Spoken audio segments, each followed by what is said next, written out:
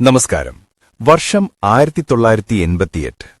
Perumbavoor taxi സ്റ്റാൻഡിൽ KL 02403 എന്ന നമ്പറുള്ള തന്റെ ജീപ്പുമായി ഓട്ടം കാത്തുനിൽക്കുകയായിരുന്നു ആന്റണി എന്ന യുവാവ്. വലിയ സ്വപ്നങ്ങളൊന്നുമില്ലാത്ത ശാന്തമായ ഒരു സാധാരണ ജീവിതം. എന്നാൽ ഒരു സുഹൃത്തിന്റെ വിളി ആന്റണിയുടെ ജീവിതത്തിന്റെ ഗതി തന്നെ മാറ്റിമറിച്ചു. ആ സുപ്രധാന കൂടിക്കാഴ്ച പട്ടണപ്രവേശം എന്ന സിനിമയുടെ സെറ്റിലേക്ക് ഒരു ഡ്രൈവർക്ക് പകരക്കാരനായി പോകാൻ ആന്റണിക്ക് അവസരം ലഭിച്ചു. അവിടെ വച്ചാണ് കൊച്ചി അമ്പലമുകളിലെ വീട്ടിൽ പോയി മോഹൻലാലിനെ കൊണ്ടുവരാനുള്ള നിർദ്ദേശം ആന്റണിക്ക് ലഭിക്കുന്നത്.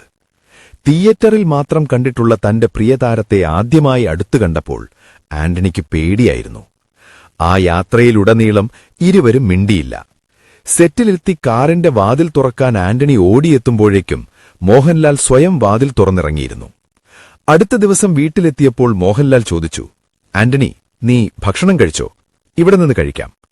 ആ ലളിതമായ ചോദ്യമാണ് ദശാബ്ദങ്ങൾ നീണ്ടുനിൽക്കുന്ന ഒരു വലിയ സൗഹൃദത്തിന് അടിത്തറയിട്ടത്.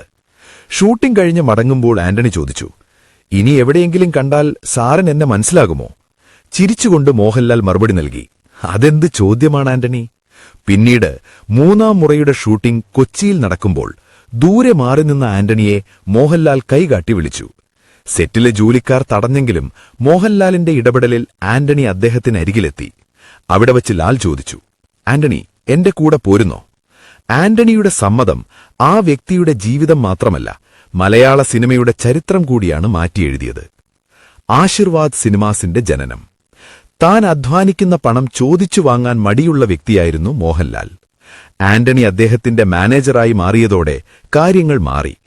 കൃത്യമായ നിലപാടുകളും സാമ്പത്തിക അച്ചടക്കവും ആ ബന്ധത്തെ കൂടുതൽ ശക്തമാക്കി. അങ്ങനെയാണ് ആശീർവാദ് സിനിമാസ് എന്ന പ്രൊഡക്ഷൻ ബാനർ പിറക്കുന്നത്. മലയാള ബോക്സ് ഓഫീസിനെ വിറപ്പിച്ച ഒട്ടനവധി ഹിറ്റുകൾ ഈ കൂട്ടുകെട്ടിൽ പിറന്നു. ഒരിക്കൽ മോഹൻലാൽ പറഞ്ഞു, എന്റെ ജീവിതത്തിലേക്ക് ഭാര്യ സുചിത്രയും ആന്റണിയും ഏതാണ്ട് ഒരേ സമയത്താണ് കടന്നുവന്നത്.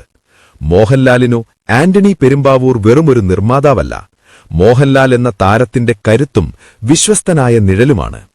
കഠിനാധ്വാനവും വിശ്വസ്തതയും ഒരാളെ എത്രത്തോളം ഉയരത്തിലെത്തിക്കുമെന്നതിന്റെ ജീവിക്കുന്ന ഉദാഹരണമാണ് ഈ പെരുമ്പാവൂർക്കാരൻ.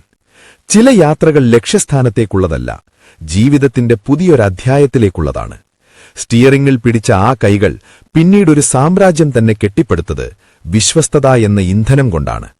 യജമാനനും ഭൃത്യനും എന്നതിലുപരി ഒരേ ഹൃദയമിടിപ്പുള്ള രണ്ട് സുഹൃത്തുക്കൾ. ഒരാൾ ക്യാമറയ്ക്ക് മുന്നിൽ വിസ്മയങ്ങൾ തീർത്തപ്പോൾ മറ്റൊരാൾ പിന്നിൽ നിന്ന് ആ സാമ്രാജ്യത്തിന് കാവലായി.